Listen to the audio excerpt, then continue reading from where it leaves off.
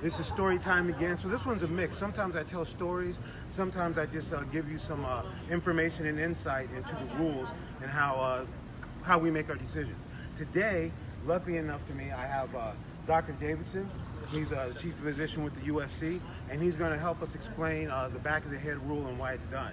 I also have Sal D'Amato, being one of the top judges. He's also got a really nice head for this demonstration. Okay, so first of all, I'll tell you about the rule. The back of the head is something that became a rule of Cecil. Don't quote me on this, I'm just telling you what Cecil told me. Cecil Peoples, who has a lot of knowledge about the history of combat sports, told me that it used to be called a submarine punch, and it was a very dangerous punch, and that's why it became illegal in boxing. How it became illegal in MMA, we were using a different area, and the rule has changed a few times. So some people believe that the back of the head rule is actually this area right here, the hole turned to the side, starts back here.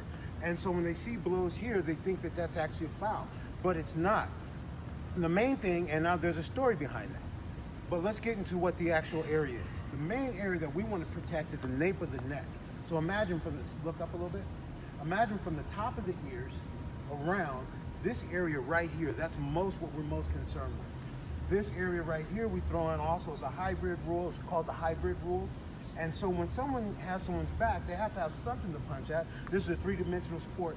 This area is okay to punch, but not directly here and not here.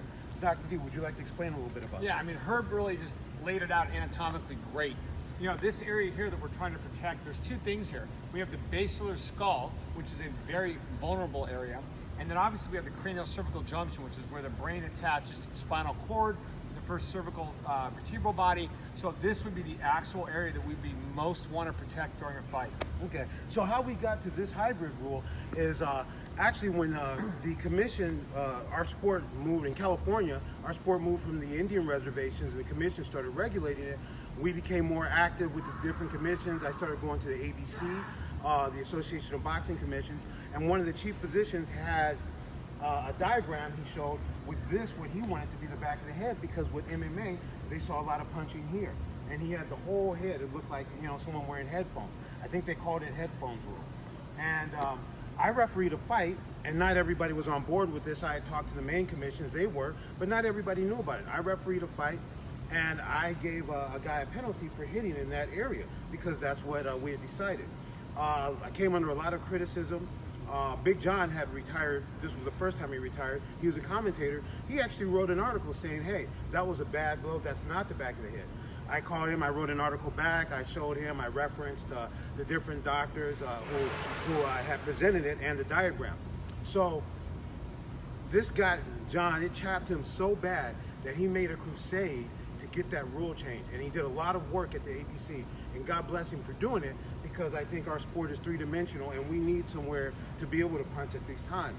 And so he got what we have now, what we call the hybrid rule, here and here. So when you see punches thrown here, this is not actually a foul. A blow here would be a foul. A blow here is a fair blow. A blow here is a foul. That's the back of the head, and that's the little story about how we got to the rule. Hope it was helpful for you. Thank you. Dr. D, thank you, Sal.